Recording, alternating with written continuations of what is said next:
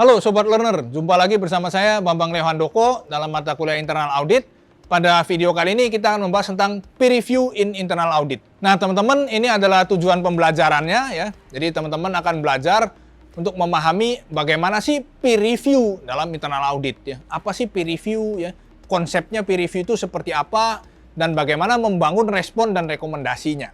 Nah ini topiknya teman-teman ya, nanti kan kita lihat yaitu tentang overview, kemudian tentang objektif ya.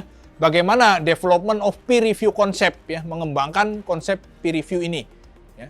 Bagaimana kita harus menyeleksi peer review partner teman-teman. Ya. Kemudian kesimpulan dan pelaporannya bagaimana, kemudian internal audit respon dan implementation of recommendation. Nah teman-teman, peer review itu dikatakan suatu quality assurance review atau QAR.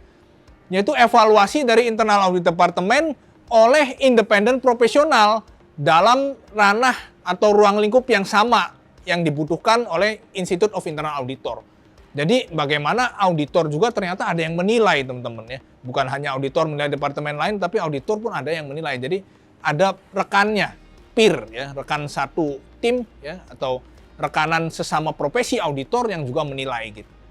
A peer review examine the internal audit department compliant with professional standard dan memberikan suggestion improvement teman-teman ya. Supaya bagaimana sih internal audit ini bisa meningkat.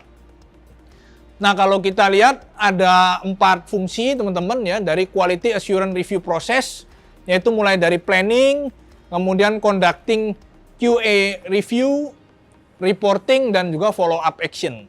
Nah tujuannya apa sih teman-teman ya dilakukan peer review ini ya. Jadi ini sudah cukup lama, yaitu dari tahun 2005 ya, Institute of Internal Audit itu menetapkan yang namanya SAP, System Application dan Product Implementation untuk menginisiasi adanya peer review proses. Jadi sudah sejak tahun 2005 itu ada diinisiasikan bahwa internal audit baiknya itu ada peer review. Jadi untuk memperoleh objective confirmation dari profesional third party, jadi pihak ketiga teman-teman ya. Yang mana audit prosedur practice by group internal auditor atau GIAS, conform to IAS standard.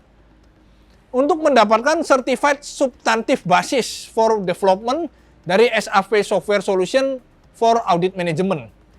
Untuk meningkatkan profil dan status of GIAS baik dalam SAP maupun sesama third party. Untuk mendapatkan kredibilitas, ya, kredibilitas yang kontras antara internal dan eksternal customer dengan reversing the role. Jadi kalau biasanya audit itu menilai, sekarang auditnya yang dinilai. Auditornya yang dinilai oleh peer review-nya, teman-teman. Untuk memberikan kesempatan bagi internal audit karyawan untuk mendapatkan valuable personal experience throughout the process. Karena tentu juga kan nilai lebih ya bagi personel internal auditnya sendiri. Untuk memfasilitasi benchmarking, auditing di auditors. Maka auditor bisa saling benchmark antara satu auditor dengan auditor lainnya. Untuk memberikan motivasi juga, teman-teman, jadi internal audit employee mereka bisa termotivasi karena adanya peer review ini memberikan mereka kepercayaan, ya, kepercayaan diri bahwa mereka sudah melakukan sesuatu yang baik dan standarnya internasional gitu ya, effective audit model. Nah, bagaimana mengembangkan konsep peer review ini, teman-teman? Nah, di sini ada beberapa poin untuk pengembangan konsep peer review, yaitu yang pertama ada initial assessment of the project to obtain a clear understanding. Jadi untuk memahami, untuk mendapatkan pemahaman yang jelas nih antara auditor yang satu dengan yang lain. Karena masing-masing ini auditor gitu, sesama auditor ya, peer review-nya itu sama auditor. Appointment of internal project team, teman-teman. Jadi tentu ada penugasan. Ya. Presentation of a first project plan to the entire department. Jadi harus dipresentasikan dulu nih first project-nya supaya masing-masing itu paham.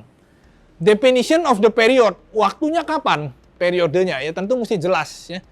Dan apa yang akan diperiksa ya, apa yang akan dites? Yang dites testing of internal quality assurance program. Nah, tentu karena yang menilai auditor tentunya auditor lain ya, bagusnya yang seperti apa nih peer review partnernya ya. Ya kalau kita lihat dari standar Institute of Internal Auditing, yang menjadi peer review partnernya adalah auditor lain tentu yang sudah well experience ya teman-teman ya. External QAR be conducted by qualified independent auditor. Jadi bagaimana decide for themselves whom to select for this assignment. tentu orang yang punya kapasitas, pengalaman sebagai internal auditor yang bisa melakukan peer review terhadap internal auditor lain. Apa saja sih area yang akan dilakukan peer review ini? Ya? Main focus area of the peer review. Jadi teman-teman ada beberapa area yang akan dilakukan peer review, diantaranya yaitu yang pertama, organizational positioning dan structure of the internal audit. Jadi struktur organisasi dari divisi internal audit itu sendiri. Ya. Kemudian definition dan implementation of risk-based audit approach. Apakah internal audit departemen sudah menerapkan a risk-based audit approach? Ya.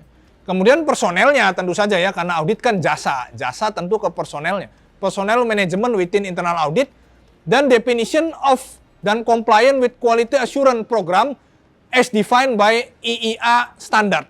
Apakah sudah comply atau belum kerjanya nih si internal auditnya dengan internal audit standar.